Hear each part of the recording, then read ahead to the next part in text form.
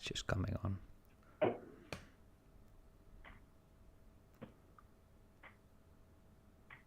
Just keep an eye on the comments and stuff, okay? Your end.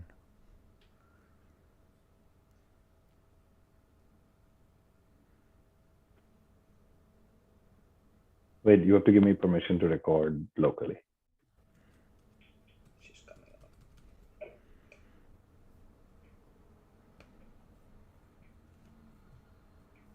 Just keep an eye on the comments and stuff. Okay.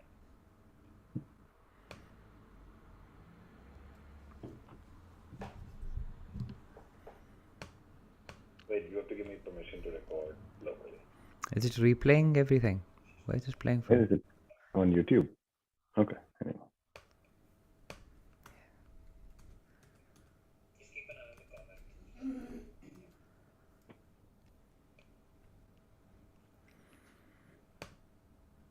Okay. I think we are on, Ashwin. Yep. Okay, let's go. Hello and welcome to episode 199 of the Edges and Sledges Cricket Podcast. This is DJ and I'm your host for this week. I have the pleasure of being joined by Ashwin. It has been a day of much emotion. It has been a day where India has lost its second game of the T20 World Cup, virtually knocking India out of the tournament. It was our old nemesis almost. It feels like New Zealand that's beaten India again in an ICC trophy. But I'm going to come first to you, Ashwin, on how you're feeling at the moment after that, what was it, an 8-wicket loss that followed a 10-wicket loss to Pakistan? I'm honestly pretty speechless, right? I don't have much to say. I think the word is deflated.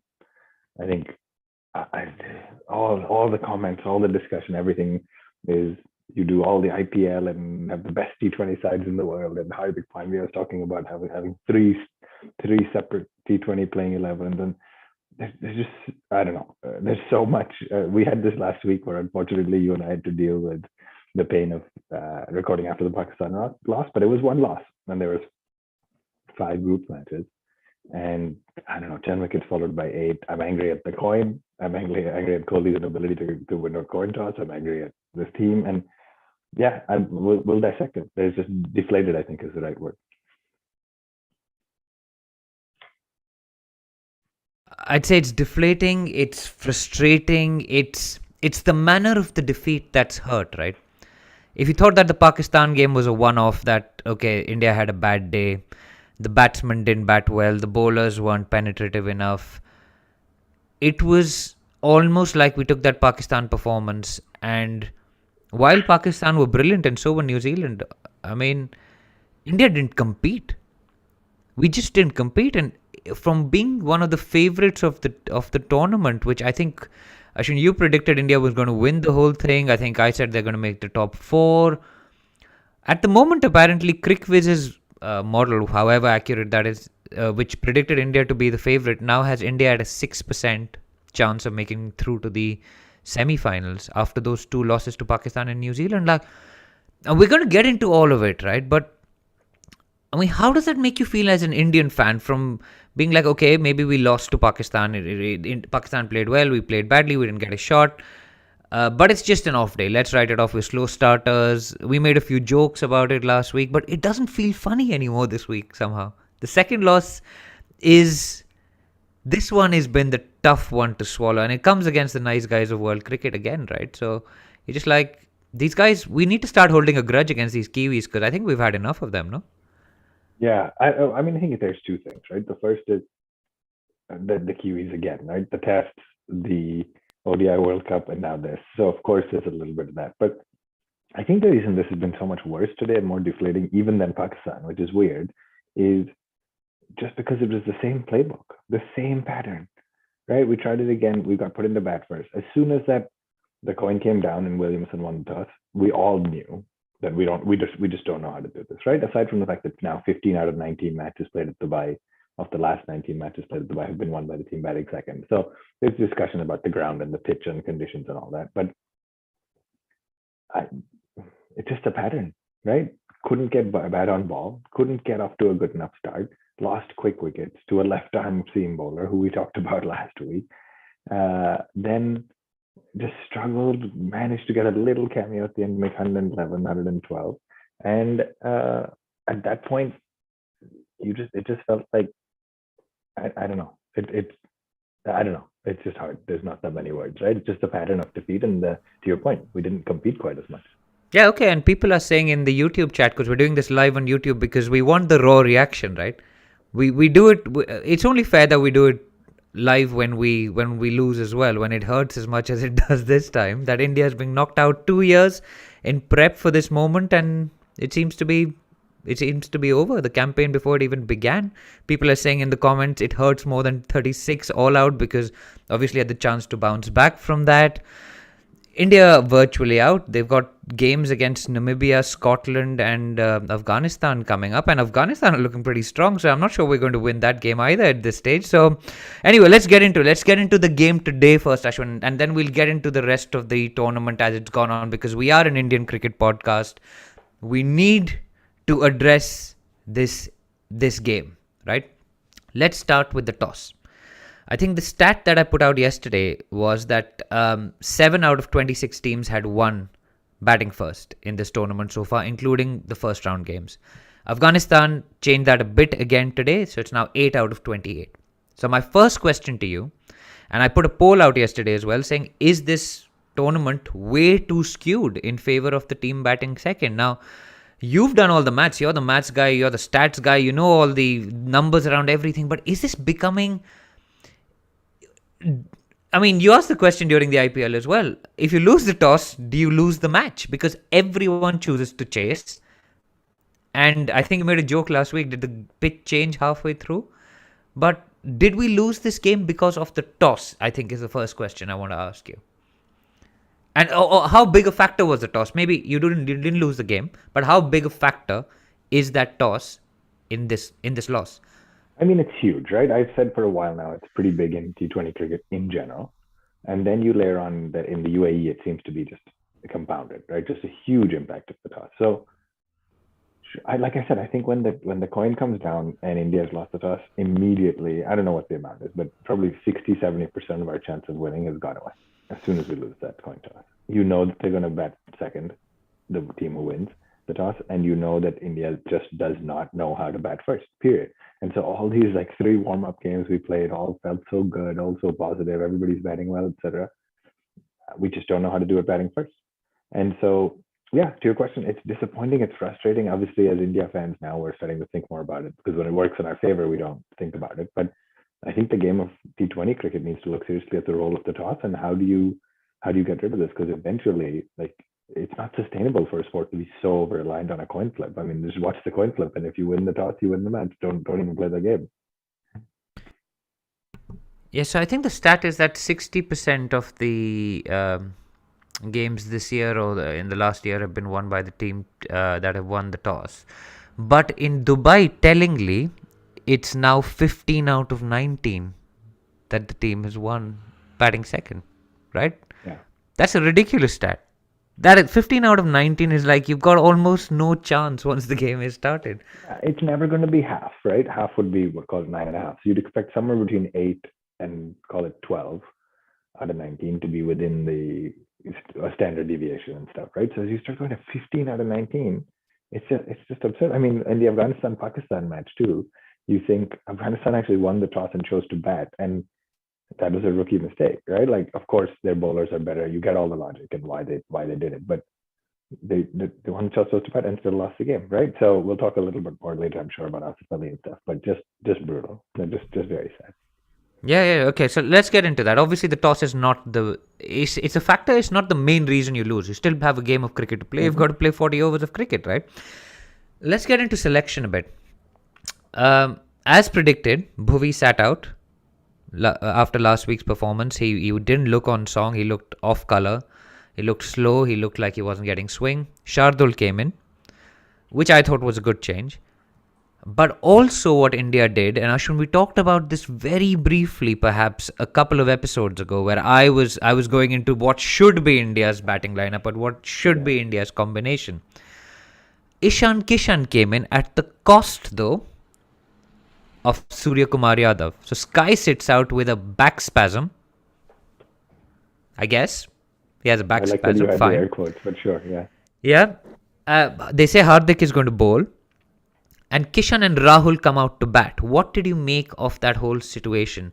Rohit Sharma, one of the most successful openers India has had in T20 cricket as well as one day cricket, white ball cricket, let's say, move down the order. Kishan and Rahul come up the order in a big must-win game in the middle of in the middle of a World T20, an ICC trophy. Was that a good move, or a move that reeked a little bit of desperation after what happened against Pakistan in the first over? I honestly think it was a little bit of both, right? I like that. I like the move. It didn't pay off today, and it absolutely was done out of desperation. But I liked the move, right? If you think about it, the we've talked about how you have three more kind of typically stable, slightly slower starters at the top with with Rahul, Rohit, and Kohli now. You have, and Rahul has showed he has the ability to hit big, but on paper he's still a little bit more of that kind of guy. We also don't have a lefty that comes in till at least number 5 now, with Sky playing in the top 4. So I liked it. I like a young maverick lefty coming at the top of the order, giving us a quick start, just giving yourself a little bit more of a target for the power play.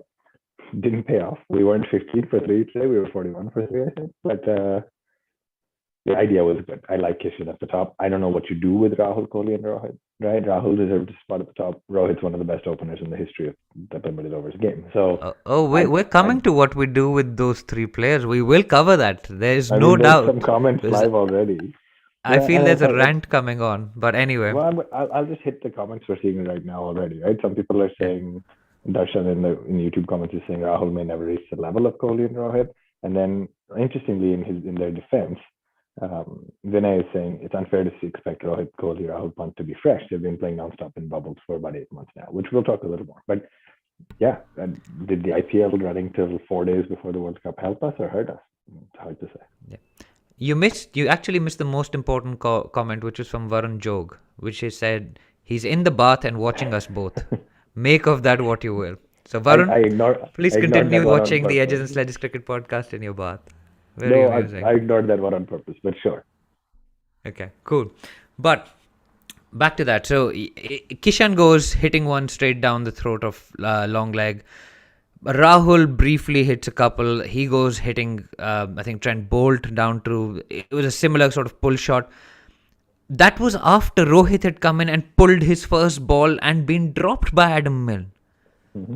Right? So we could have well been 15 for 3 by the end of that power play. Rohit got a reprieve, couldn't make the best of it. Then Ish Sodhi comes out, takes the wickets. Kohli couldn't hit off the square today. What's gone on with us? I mean, okay, so let's talk about the batting, right? You end up with 110. You've got all these players. You've got Pant, you've got Pandya, you've got Kohli, you've got Jadeja, you've got Rohit, Rahul, Kishan. That is a power-packed top 7. What has gone wrong with the batting in these two games? But let's not forget 151 against Pakistan wasn't enough. So what has gone wrong with the batting? Are they people that are batting out of position? Are they people who haven't played enough together? Are we, and we'll get to the issues around selection, are we just relying on big names delivering runs for us and individual brilliance once again? Yeah, it's hard, man. Like you can start pointing fingers at individual players, at specific decisions, etc. I think, I mean, there's a few things obviously, right? One, batting out of position, and again, somebody in the comments, Devajit has said India's changed its opening 3 times in a matter of a few months. Virat and Rohit, Rahul and Rohit, and then Rahul and Kishan, right? So they're just changing it up, and stability is important. So there's definitely some element of that. Then there's an element of we just don't know how to bat first, and I don't know how to put my finger on that. Is it we're not doing a good enough job of setting the right target for ourselves? So that means, like, should we, one of my friends messaged me in the morning saying the goal should be 35 for 0 in the power play, which is not that much, but just get to 35 for 0 and then give yourself time to accelerate because you have 10 wickets in the 14 overs. Of course, we didn't do that. But whatever the goal is, do we have clarity of thought enough about is the goal to get 60 for 2 in the power play or 35 for 0 or somewhere in between? Where do you want to be at 10 overs, at 15 overs, and at 20, right? Kohli is such a genius when it comes to the chase when he has that number in mind. Maybe we just don't have the clarity of thought when it comes to structuring an innings batting first. And again, let's respect that nobody wins batting first in the UAE. So it's not just an India thing, but look, you're only going to win the toss 50% of the time. And if you're Kohli, it's much less than that. And so you have to figure it out. You cannot win World Cups without knowing how to bat first because you're going to do it. But you have the man who knows how to bat first in your dugout. He's just won the IPL doing that in the final. Yeah. What is his role in all of this? I mean, I'm a biggest Dhoni fan, right? What's he doing? He's been there a few weeks, right? Like how much has he? I don't know. I don't know what's going on behind the scene, what his role is, but how much can you can't come in and fix this batting first issue has been around for a long time. We've masked it by winning some good matches batting first, and then honestly by batting second enough. But there's a whole separate discussion too, like in the was it England versus Australia, where some of the commentators were saying that part of the problem with Australia's T20 international team is this group of 11 players never plays together as a unit. Now maybe there's another one of that with India. I guess many of them do play together in the other two formats, but maybe there's an element of you haven't played, so you don't have that intensely high level of trust. Kishan doesn't have it in Rahul. Rahul doesn't play that much with Pant again and Pandya, right? And so as you start going through the pairs, I don't know. You can see me grasping at straws to find rationalizations, but it was just poor, man. Just really poor. And what happened? Why did we play? I think Swaraj has pointed out in the comments, Swaraj Chavan, when you play 9 overs of dot balls, what else are you going to expect? What happened? Why did we? I mean, Kohli is the master of hitting the ball into the gap and running too. What's up with that? I mean, what's gone wrong with his batting? Yeah, and again, I think it's tough, right? Like New Zealand bowled well. Let's give them credit where it's due. But as you think about the strategy, if the strategy becomes boundaries, then like when Kohli was running ones and twos, we were equally annoyed, right? Because there are people striking at 110, 120 and not accelerating till late. That annoyed us too, because sometimes we did that and fell short. So there's no silver bullet. There's no if you and I knew the formula, they would have figured it out too, right? But as you think about that, I think what I think about is the goal is, hey, let's try to hit more boundaries. The problem is when you're not making contact or the ball's not coming onto the bat, and it didn't seem like it was an easy pitch to bat first on, then you end up just not getting anything. And Kohli's brilliance when he's at the peak of his form is that he can get rid of the jitters of not hitting boundaries and take ones and twos, and he just wasn't able to do that today. So. And then Pandya stayed on in the team. Rishabh Pant sort of played a test match innings. He plays like a T20 game in a test match, and he played a test match innings in a T20. Swung at one, missed one. I think he basically swung at everything and then eventually missed one. Pandya couldn't hit it anywhere either. He scored had to run a ball. Jadeja couldn't get it away at the end. But was there just not enough? Were we worried that we didn't have enough batting? Why were we worried about that? Because you had Shardul in this game as well. So it didn't feel like they were just swinging at it. The only thing that Jadeja did at the end was swing at it, right? And he got 10 of that over. Or he got 12 or 14 of that over, actually, the last over. Maybe if we'd gone with that approach, you would have been 135 all out instead of 110 for 7. And maybe that's what Kohli was referring to, saying that we were not brave enough. I mean, I don't know. It's all very raw and very emotional at the moment. It's only been a few hours, right? And I don't know. We've been saying for years. I think we put out an episode in 2019, Ashwin, where we talked about why India is so bad at T20 cricket. And I think that episode is going to trend again. We'll put a link in that because we play T20 cricket like it's ODI cricket, just shorter. Anyway, so I mean, you know the story, right? Like we picked up 2 wickets. The only guy who looked like taking a wicket was Bumrah. They absolutely aced the chase. There was no way you were going to defend 110. I don't think India have ever defended 110. I don't think India have ever defended on anything under 150, right? If I'm not wrong. I don't have the data, but you don't blame the bowlers here. You can. Neither in the Pakistan game. Yeah, in the Pakistan game, we should have tried to pick up 2 or 3 wickets at least. But in both cases, you blame the batsman. Yeah, absolutely. And you lose the game, and now you're sitting in a situation where, yeah, we've criticized this team for not winning ICC knockouts and choking in ICC knockouts, but here you've got a situation where you haven't even reached the ICC knockout. So in a way, that problem is solved, right? Okay, Listen, and the captain's also resigned before the tournament is started. It's all happening. Anyway, we are going to take a short break.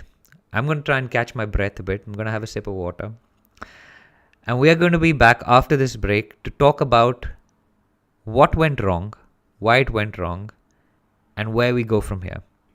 Right? So don't go anywhere. We will see you straight after this break. Phew.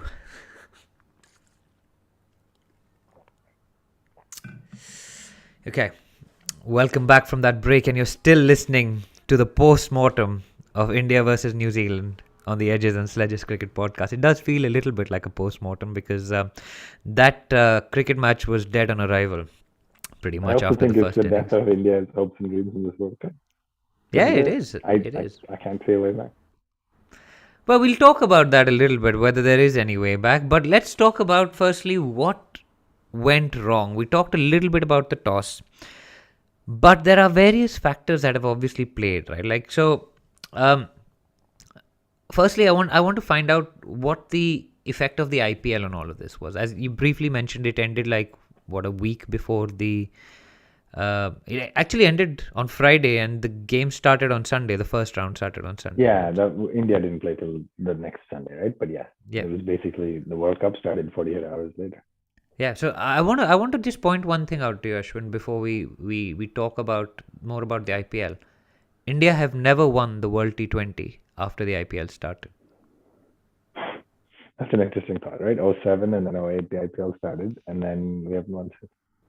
Yeah, let that sink in. It's kind of like the English football league, right? Like the English Premier League. It's the best, greatest, most amazing league in the world where all players come from all over. It's the richest league in the world, if I'm not wrong. The most followed league in the world as well, probably. But England don't win the World Cup. Are we slipping down the same path with Indian cricket and T20 cricket? I mean, I think it's interesting. There's a couple of things. I don't know if that's quite the parallel I would draw, and I don't know if I would quite say that the IPL has caused India to be bad at T20, right? Let's start there. I think India is bad at T20 because of selection and strategy. Some of the selection is we play our best all format players instead of picking specialists, and then we play our the 50-over game as though it's shorter, right? The two things we chatted. I think what's really interesting, and the significant margin of these losses will cause some soul searching on a couple of things. One, are we not paying enough attention to the other T20 leagues in the world? Right? As you start to see, yes, IPL is the quote unquote gold standard and the highest level of cricket, the most money, the most viewers, all that. But then you have people like Asif Ali, who most of India hadn't heard of or seen much. But he plays the CPL, he plays the PSL, he plays these leagues, goes around the world, and he's just playing the role of a finisher. It's what he does. We keep creating these openers or top three batsmen who want to play 50-over cricket and red ball cricket.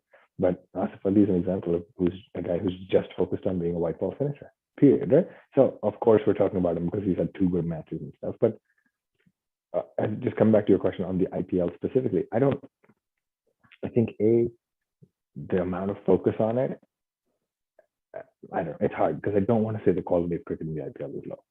But at the same time, it obviously hasn't set us up for success. Or either that, or maybe we're just not picking the right guys. Maybe we just need to watch the IPL every year, pick the best 11, and then play those in T20 internationals, forgetting about Rohit and Kohli and this slightly older generation player.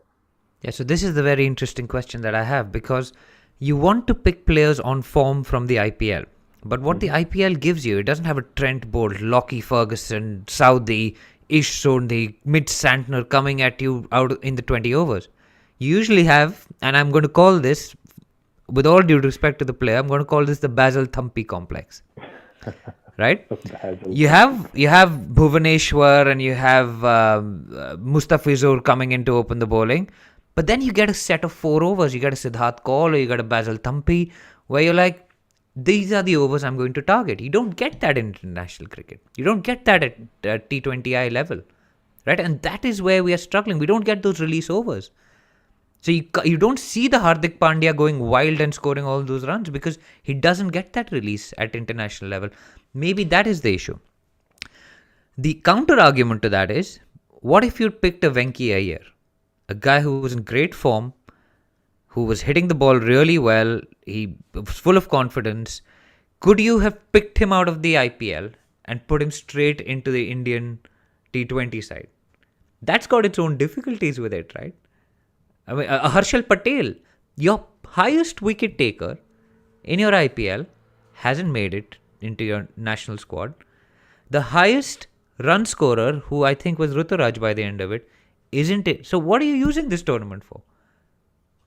Yeah, I mean, look, I think the opposite argument, we have to be consistent, right? The opposite argument to what you said applies too. Venki Iyer made a lot of great runs, Ruturaj made runs, but they made it against these 50-50 or lesser bowling attacks, if you will, right? Harshal Patel took 32 wickets, but arguably, again, he wasn't picking up wickets off a batting order with Guptill and Williamson, and so he was picking up wickets against the likes of the Manish Pande's and the players who aren't performing at that level, right? So I don't know if it's as easy as saying just pick the best player from the IPL and bring them in. I think there's a lot of merit to an argument of like, hey, if a Venki Iyer and a Ruturaj and a Harshal are becoming or playing T20 specialist cricket and focusing on T20, just let them do that. Don't try to. And I'm not saying don't let Virat and Rohit and then play the IPL. It's where they make money. It's important, etc. But we need to start looking beyond our ODI superstars for T20 cricket because very clearly it's a different brand of cricket, and the teams that play it as a different brand of cricket have succeeded, and the teams that don't are failing at it. Period. I think that's how to think about it. Not quite just pull Venki and Harshal for this year. Fair enough. And I'm going to ask you a question on sorry, 1 second. My battery is just low. I'm just going to charge it. 1 second. Yeah, no problem. Saying it's going to sleep.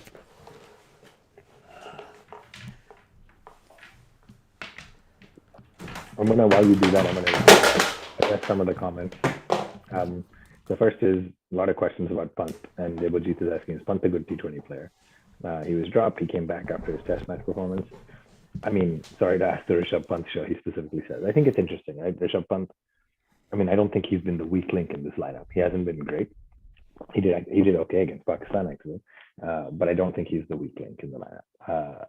I think it's interesting to see, does Pant become a Sehwag-esque player where you'd think he's going to be the hottest player in limited overs and then ends up building a great test career, and maybe his game will allow for that. So, but it sounds like... Can I just ask you a question on Pant, actually? Yeah. Do you think he's holding this team back a bit? You could have Kishan playing as keeper. You could have Rahul playing as keeper. Is he contributing enough with the bat in T20 cricket? He is in Test cricket. There is no doubt about that. But batting at 5 in this lineup, is he being being used properly?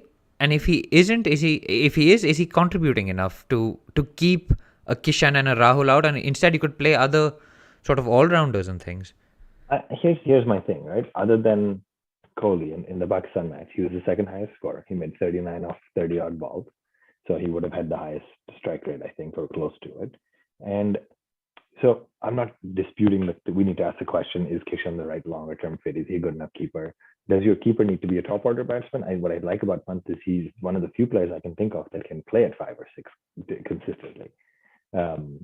Whereas most of the rest of our keepers, even if you just think about Kishan, Rahul, or then the Samsons and the others in the setup, are all openers. And so a lot of discussion to have. I don't think you look at Pant and blame him, having made 39 in the Pakistan game when everybody else failed except Kohli. And then in this game, nobody else stepped up. Right? Yeah, absolutely fair in a way. I mean, it's hard, right? You're looking for reasons to, and you're looking for places to put the blame, which is, I mean, it doesn't fall at Pant's door clearly. That, but anyway, the big question is, you talked about the ODI stars, right?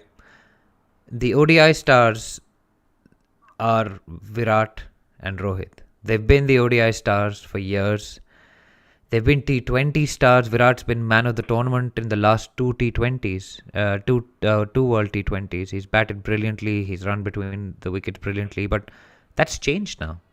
He isn't the same T20 player, I think, anymore. He's been out of form. He isn't able to get spin away. He isn't doing well. Rohit equally hasn't scored runs for a long time. I can't remember the last time he scored. It's probably the final of the 2020 IPL against Delhi that Rohit got runs. Just to take it away from the Delhi Capitals, right? That's yeah, which is why I remember it. Which is why I clearly remember it. But is it time to do a reset like England did? England, after 2015, the ODI World Cup, said, yes, we have good players, but we need to move on from the Alistair Cooks of the world, and we need to move on from the other guys, the James Taylors, who are playing white ball cricket for England based on their performance in other formats of the game. Is it time for India to do that reset and to say that we are going to pick a team that is suited simply for T20 cricket? I don't know how you do it, and I don't know how you start, but I think the change in captaincy is the way to start, right? Again, you could argue we're overreacting. Some people in the comments are saying 2 bad days, 2 bad matches, but how many times are we going to do this? We played 45 bad minutes, became 1 bad session, 1 bad this is a pattern, right? Where, again, I'm not equating tests and T20s, but when you lose both your matches that way, and we, again, to your point, haven't consistently had a good run in T20 cricket since the IPL started, I think something's got to give. So short answer is, I think yes, probably need some sort of a reset or a strategy change. I think the combination of a change in coach and a change in captain is going to be the time to do it. It's just hard. Where do you immediately go off and drop Rahul and Rohit and people who've been great servants of the game, or even Kohli, right? Kohli's not quitting the game. He's just not as captain. So how do you do it? I don't know how you do it, but I agree with the approach and the principle. Okay, and who is it? Is it Rohit that's going to be the next captain? Has that been announced yet? I don't know if that's been announced, but I think that's the plan. Is that the right plan from your perspective, or should we be looking for a captain that will be a Rahul? Maybe not a Rahul, because we've seen what he's done with BBKS, right? So maybe a Pant, Captain Pant. I don't mind Rohit as captain, right? I don't think there's an issue with one slightly older, more experienced player. Rohit has a great record as the IPL captain, etc. So I actually don't mind it, and he's still arguably one of our biggest six hitters in the country. He's not having a great run. Yes, the question is, do you want him to focus on red ball cricket? I think that's a separate debate, but I don't think there's anything wrong with Rohit. I think the issue is if you give Rohit a lineup with also Kohli and Rahul, and then maybe the likes of Shreyas Iyer, etc. Again, a lot of debate in the comments, but if you start doing that, then Rohit's hands are pretty tight. If you give Rohit free license along with the coach and say, hey, let's build your 11 that's T20 specialists, bring in the Venki Ayers and the Ruturajs and the Padikals, and I don't know, maybe Bharat and some of these new guys, bring those guys, then maybe Rohit has more options. So lots to debate. I don't know if we're going to resolve it here on this show in the next few minutes, but I'm not inherently opposed to Rohit being skipper. Cool, but does Kohli stay in that T20 team as a batsman? So tough, man. It's just hard. I want to feel for the fact that these guys are humans and players and the athletes that had a bad day, but all of us are just reacting so negatively because it was 2 bad back-to-back games, and we are all but out of the World Cup already, and that's unbelievable. I mean, there's a 6% chance, like you said, but we're basically, in my head, this is the end of the World Cup. Yeah, it is the end of the road. I didn't answer your question because I don't have an answer to it. Oh, you don't want to give an answer to it? No, I don't know what the answer is, because on the rankings, Kohli is still the number 5 T20I batsman in the world, right? So on merit, do you drop a guy like that? It makes no sense. At the same time, and maybe he'll thrive without the pressure of captaincy, right? Maybe in the T20 format, Kohli as a dedicated batter would be phenomenal, but I don't know, and it's hard to just quote unquote drop him. Yeah, but he's keeping his guy out. He's keeping potentially other younger players out. Okay, So there's another World Cup coming up in a year's time. I'm sorry, guys. I know everyone. We are still in with a 6% chance technically.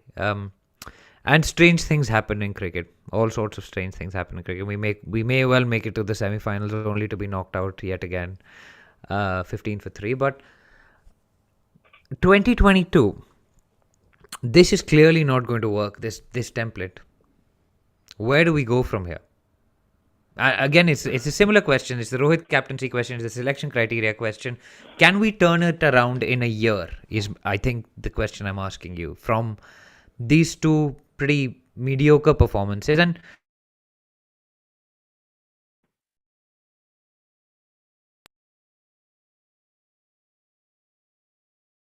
iffy at this stage. Yeah, I think I lost you for 1 second, so apologies if our YouTube listeners got it, but I got most of your question.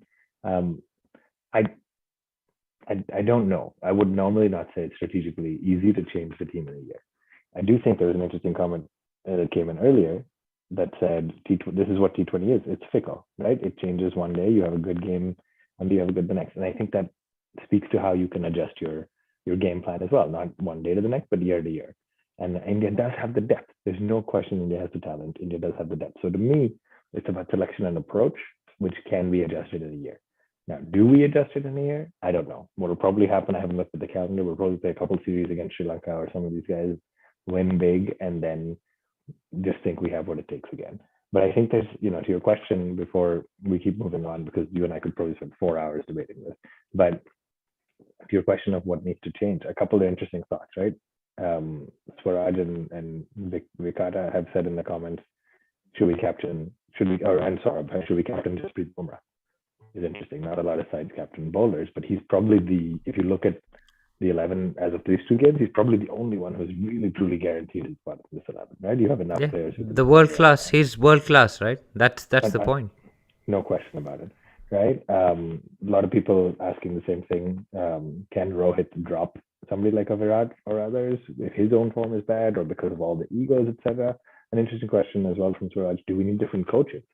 So do we bring in expert specialist coaches for T20, like the coaches that are coaching our IPL teams, and have them just focus on winning the 20 over format, none of the other stuff? So lots of good thoughts. I think if we start to invest in finishers and hard hitters, start to invest in just changing the mindset and under new leadership, I absolutely think we can get to a place where we can compete in 2022. But I also have to believe that, because if I don't, then I lose all hope in Indian cricket, and then it becomes much more depressing. So I have to believe that we can turn it around by 22. That's what I'm saying. I just have two questions for you before we go to our next break, and then we talk about the rest of the tournament. First one is good. The next one's going to be in 2022 in Australia. Are we going to go with power hitters? Australian grounds are huge. Or are we going to go for people who can hit the gaps and run hard? That's the first question that I have. What should we invest in terms of batsmen?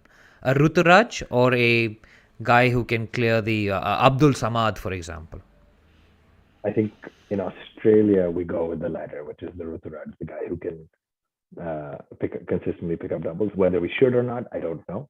I'm saying what I think we will go with, because that's the model we know has worked for us in the past down in Australia.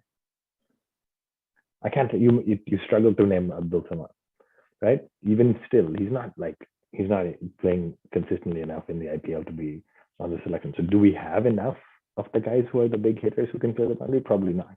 So can we find maybe that's the issue. We don't have the Asif Alis of the world. Yeah. So if we don't have them on the tip of our tongues as these huge hitters who can think of who the finishers are in the IPL, they're by and large the overseas players. Exactly.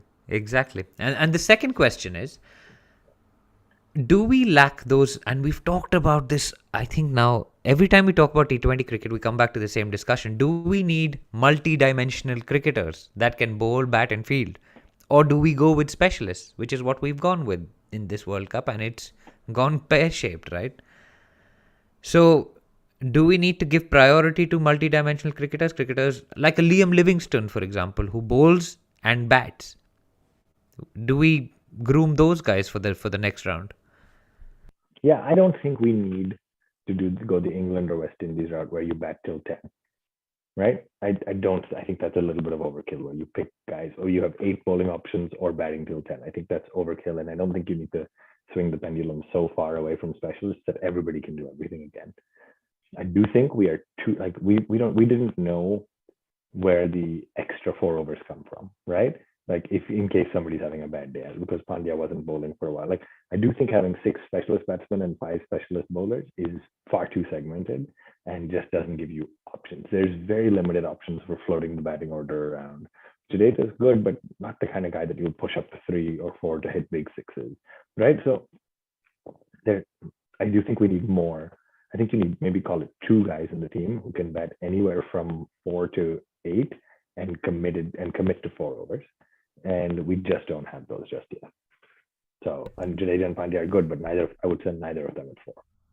And every time I think more and more about this, every time India have won ICC trophy, they've had Yuvraj Singh playing the all-rounders role. Man, they were showing mid-match. They had to show Yuvraj's 6 sixes. What are you guys doing? This is so depressing. Like, you've now showed us what we used to be and what we aren't anymore. So that was tough. And it's just brilliant. I mean, those 6 sixes. But just on that point, you've had to have Yuvraj play the all-rounder role in the 2 ICC trophies you've recently won. West Indies, lots of players that can do different things. England have won the T20 in 2010. Sri Lanka have done that with lots of bowlers and batsmen who all-rounders effectively. So I think that is the future, but we will see what the Indian team comes up with. Maybe they've got a different plan. Maybe a new coach and captain will come up with a new strategy. Anyway, that is everything on India, New Zealand, the World T20 that we've all been looking forward to. Our hopes hang by a thread at the moment. It's going to be pretty tough, honestly, Ashwin, to motivate ourselves to watch the Scotland, Namibia and Afghanistan games. I don't know how the players are going to get up for it, but after this, it's been hard. And the last time it was a bit like this was back in 2010, I think, or when we got knocked out in the West Indies, and then 2007 in the World Cup again in the West Indies, where I think we played Bermuda and scored 400 because we had to get a net run rate of like plus 10 or something like that. Anyway, ridiculous. Right. Any final thoughts before we go to the rest of the tournament? Because a lot of good action happened in the rest of we've talked about the worst game of the week probably, apart from the England-Australia game. We had to get it off our chest. I think the only closing thought for me on this group is I think there will be one upset. And I don't know whether that's outside of India. Let's say what's going to happen is India's going to win all 3 of our next games by big margins. We're going to get excited. There'll be one upset, which means Afghanistan will beat New Zealand probably at this point. That's the upset I think is on paper possible. And then we'll be so focused on this net run rate thing and how close can we get. I don't think India can qualify. I honestly don't think we deserve to qualify. But just knowing us as fans, they're not going to let us just quit and move on with our lives. We're still going to be following it because there will be some upset that gives us this small sliver of hope, and we know how this goes. So that's my closing thought of the group.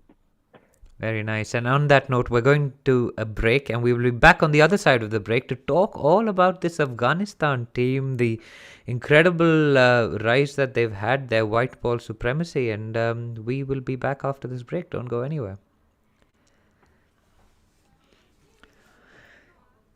Wow, welcome back from that break, and we are no longer talking about India and New Zealand on the Edges and Sledges Cricket Podcast. We are going to talk about the rest of the highlights from the last week and some of the lowlights, actually, if you talk about Mohammad Shami and the Quinton de Kock situation. So, Ashwin, it's been a pretty busy week in the world of cricket again. First up, after the Pakistan game, we recorded a few hours after the India-Pakistan games, and we talked about how Bhuvi had a bad day, right? Clearly some Indian and apparently Pakistani fans didn't think it was Bhuvi that had a bad day, but went after Mohammad Shami online, calling him all sorts of names. It was just basically online abuse. Virat Kohli's come out and said these people are the lowest of the low. Why can't Indian fans... I mean, we obviously have an outlet, right? Like, we talk. I'm actually, this is very cathartic for us. And like in the comments I'm reading, and everybody's obviously on the same page. Everybody's hurt, but everybody's trying to figure out ways to improve and be constructive, right? But what is with these online trolls? I mean, what joy do you get out of like writing mean comments on Instagram and just being basically rude and like targeting a person's religion and their caste and creed and all. It's just what's up with that? Why is this happening? Yeah, I mean, I have no answer for you. It's obscene, right? It's horrific. It's obscene. We've talked about stuff like this before. It's just very sad that we exist in this world. I think there's always been, naysayers and form ill-meaning people out there. I think with the rise of the internet and social media in the last 2 or 3 decades, they've got access to a platform and a voice. But it's incredibly upsetting. That's what I kind of come back to. Like, even as I criticize the players and we talk about the game, we have to keep reminding ourselves these are humans.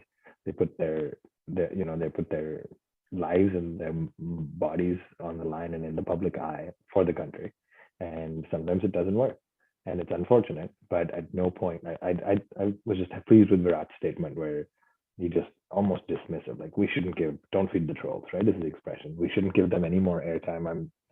I don't want to give them any importance or anything. And it was nice that he said nothing can destroy our brotherhood, and how the team. I mean, it's amazing how conveniently you forget all the heroics Shami's had across all formats for India in the last, not even his whole career, in the last year, because he didn't even have the worst day, because our batsman and Bhuvi had a bad day, and suddenly people come after him. So there's no merit. I don't want to give them any share of my mind. It's ridiculous. It's sad that it exists, but we just need to not focus on that.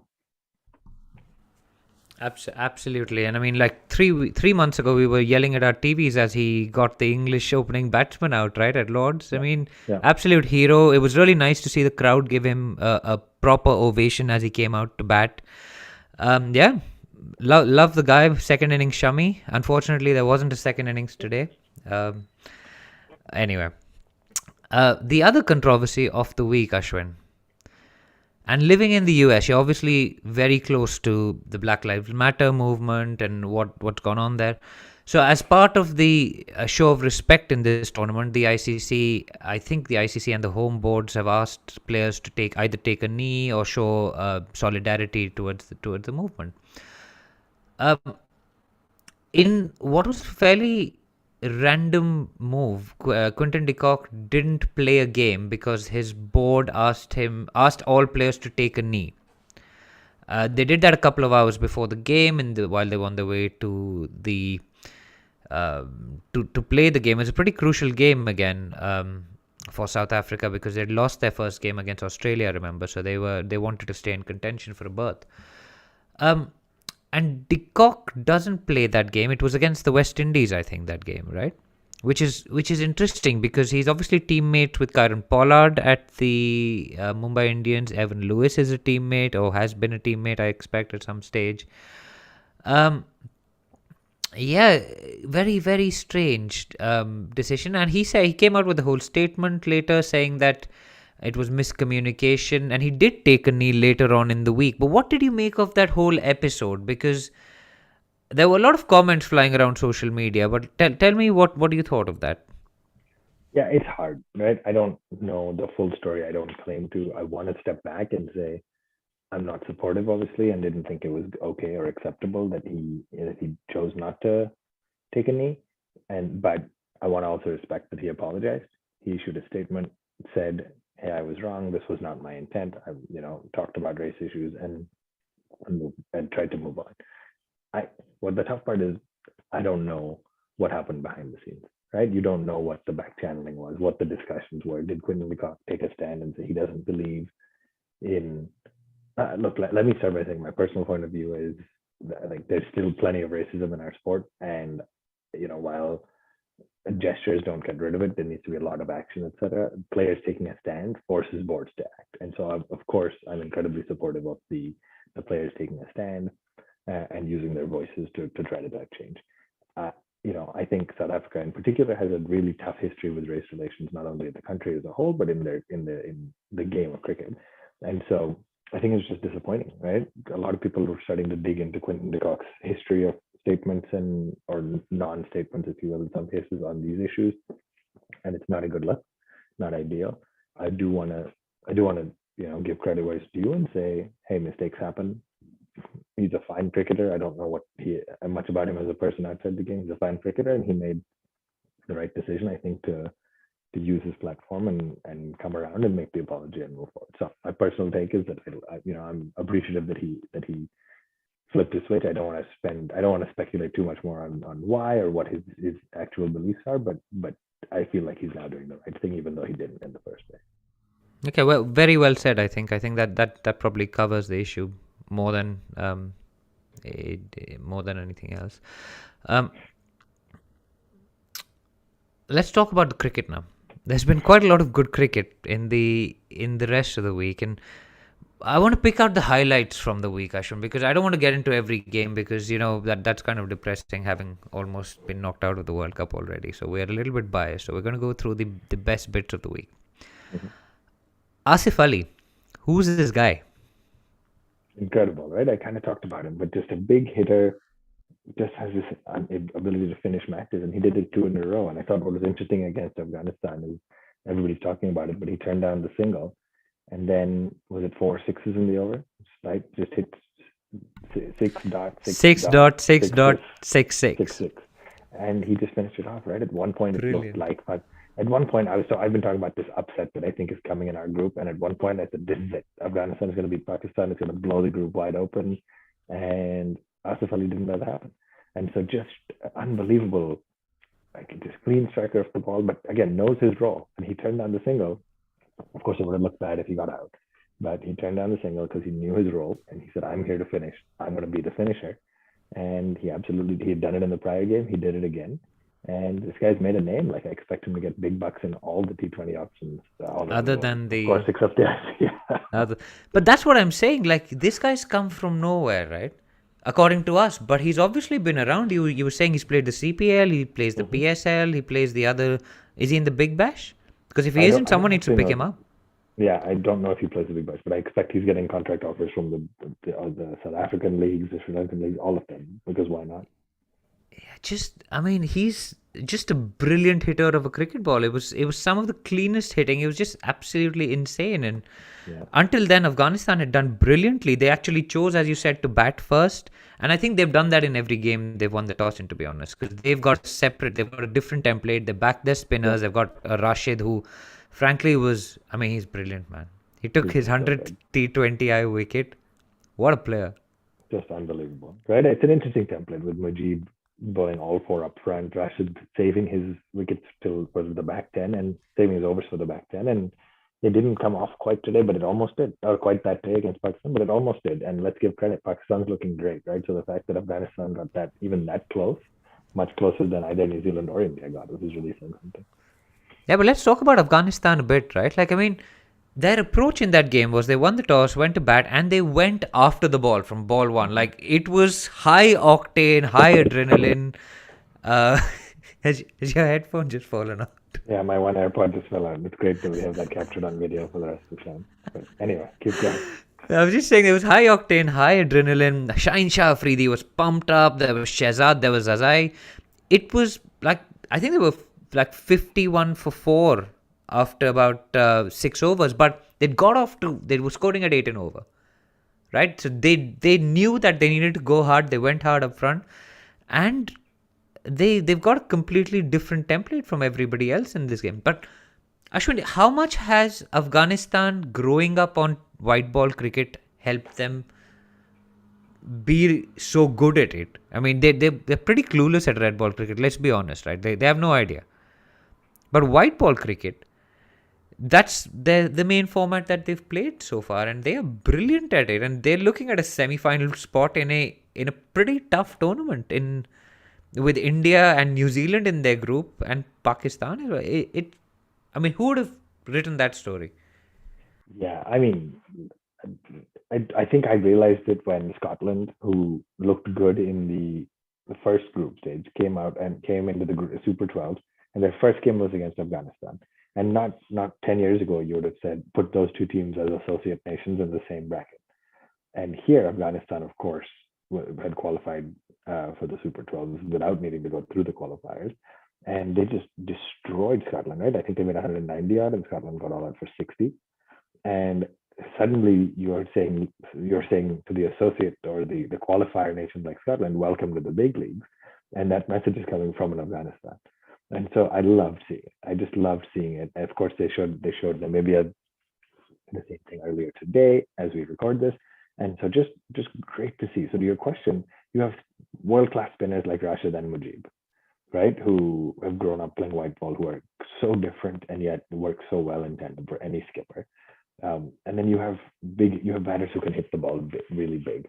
And so they're not dissimilar, right? They play leagues around the world. They are just getting better and better on wickets all over the world and just getting more and more practice. And it's a format you'd expect it to continue to grow. So great to see. It'll be fascinating to see if they can blow the group open by beating, say, New Zealand and give themselves a shot. They may beat India. They look good enough so far that they could. Don't they go through if they beat New Zealand?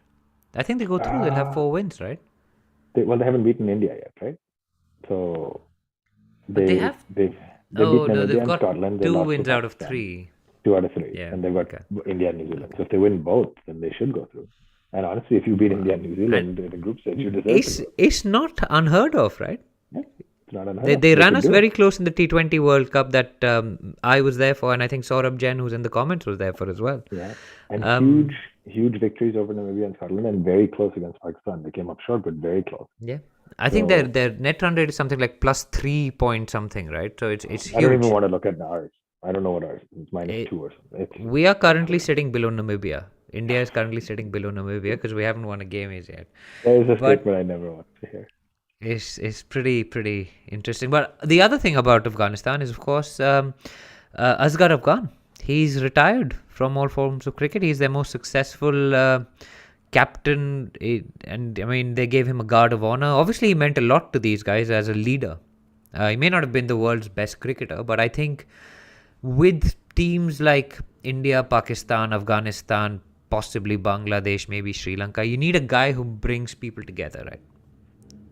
He may not be the best player, but you need someone who brings players together, who smooths out the friction between the various factions. And I think Asghar Afghan did that very well. I think it was Asghar Stanikzai when he started. He was. That's what I was just going to say. It's like we should remember him as Asghar Stanikzai. And yeah, did he change it because he wanted to say like, I don't have an identity other than being Afghan, or was it some other reason? I believe he changed it out of patriotism and for because of his commitment to the country and the sport. And so, man, I think Virat Bharat and Rohit Bharat are coming soon. Yeah, that one I don't know about. But KS Bharat is there already. He can be our number 3. Just bring him in. That's the solution. I think his name is Bharat, but sure, we go with it.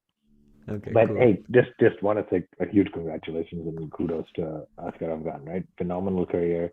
Just like you said, not necessarily the best stats individually on paper, but a phenomenal leader, brought people together. And you saw it at the end, right? When he got out in the end of that 19th over, a guard of honor by his teammates. At the end, some of them picked him up. He's not a small dude. They picked him up, had him on their shoulders, and it's just a big moment. So unfortunate to have to see somebody retire mid World Cup. Afghanistan has 2 big games to go, but he also said that he feels like they have enough young players that he wants to give a chance to, and so that's just exciting time for cricket. But I mean, he arguably was one of the spearheads of bringing Afghanistan cricket into where they are today. So full credit and very excited for him to hopefully stay involved in the game.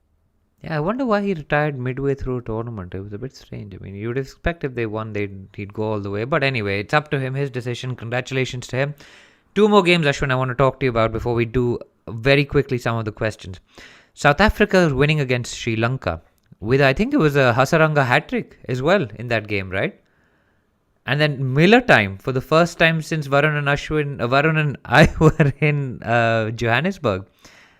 David Miller just hit everything out of the park. It was brilliant. It was absolutely fantastic. It didn't look like South Africa was going to pull it through, right? And yet they did. And again, I think that's an example of a side with finishers. And I feel like I'm going to harp on this one. But when you have finishers and guys who can create the result even when you're not expecting it, it's phenomenal. And so that was just a nice little finish. Let's also give credit to Shamsi, man of the match, picked up 3 wickets. And looking good. So, I would say across the board, except for India, spinners have looked good and choked runs and picked up good wickets. Both Hasaranga and Shamsi looked good. And South Africa came out on top. So looking like that group is pretty interesting to see how that's going to shake out.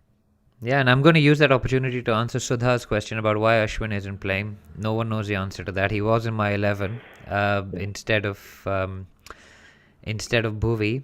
And Hardik. We haven't even touched on Hardik and what he's done. Anyway, at least he's bowling again, which is good news in the long run. Hopefully he can stay fit. But he had a pretty disappointing game. Ashwin, anything to say about England smashing Australia? It was like universe Joss, man. Bloody hell. And before that, it was Chris Jordan. Brilliant. Man, England's net run rate is plus 3.948. They've just won all three of their matches by huge margins. And let's be clear, they've played Australia, West Indies, and Bangladesh, right? So they've played three of their tougher matches in the group. They have Sri Lanka and South Africa to come. I mean, you have to believe they're going to qualify in first place at this, but they just look so solid. Somebody different has stepped up with the bat each time. Jordan looked good with the ball one game. Wokes looked good with the ball another. They just look like such a well-rounded team. And we've said this before about England with the white ball, but they just look like such a solid team right now. I mean, England and Pakistan, of course, easy answer as the two top of the group players right now, two of the two top of the group teams right now. But England and Pakistan just look unbeatable, and so it's going to be interesting to see. Now, the beauty of World Cup format is it's knockout cricket as soon as you get to the semi. So any team can have a good day and make it to the finals. But for now, England look like the team to beat. As we've known to our detriment in previous ICC tournaments. Ashwin, those were my highlights of the week. Do you want to quickly rapid fire the comments? Because you're the comments guy. Let's just quickly run through them, the ones that we've got so far. And then we can do a wrap and move on. Yeah, I'll hit a couple. Most of them are back to what the first section, which is India, right? But the first, Rishi is hitting on something you asked, which is what's the point of IPL if we don't have the orange and purple cap holders in the team, right? I think we talked about this. You can't just immediately slot players in. International is a different ballgame. Ishan says, can we drop big players in like Hardik or Rohit in the team, or do they keep playing on the basis of reputation? Spoken about that. Yeah, I think it's interesting. India's in particular struggled a little with this one, where we tend to support players on reputation maybe longer than they deserve. But then you can look at like a David Warner, who could have been dropped arguably based on recent form, and he was supported and he came good and won Australia the last match, right? So India has a particular problem with superstar culture, though. We do. Absolutely. We have to admit that. Absolutely right. There's a question on your ideal 2022 T20 11, which that's a 2022 question, guys. Sorry. We'll cover it after the World Cup and at least. So that came in from Vinay. Pierce says, on current form, hard to see us beating Afghanistan. Our players look desperately out of form. Can't be a coincidence when it's happening to everybody at the same time. I think there's a lot of debate about IPL fatigue and bubble fatigue. And all of those things as well. It must be tough. And then, questions about picking Ashwin. I think those are basically it. So that's we tried to cover as many as we can. Apologies if we missed you, but we love seeing your comments, and we read all of them. If we didn't get to them now, we'll read all of them after the show. Yeah, thanks, guys. That was a really...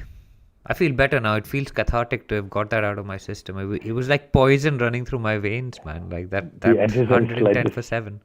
Edges and Sledges Cricket Therapy. Edges and Sledges Cricket Therapy. I need it every week, and I hope you guys need it every week. You can find it wherever you get your podcast. If you're on YouTube, subscribe to it. Make sure that you hit that like button. Others get it. Make sure that you subscribe to us on wherever you're listening to this.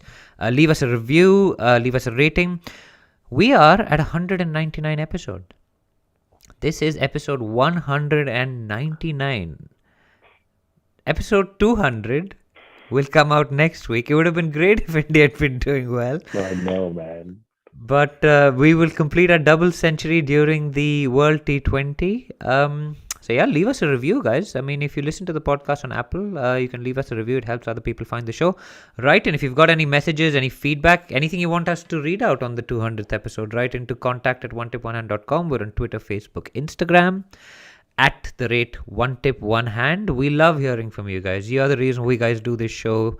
As Ashwin's called it, the Edges and Sledges Cricket Therapy. Varun, I'm sure will be in need of this therapy pretty soon as well, so we'll get him on for the 200. Until then, guys, take care and keep listening to the Edges and Sledges Cricket Podcast. Don't be too disappointed. This team will bounce back, bleed blue.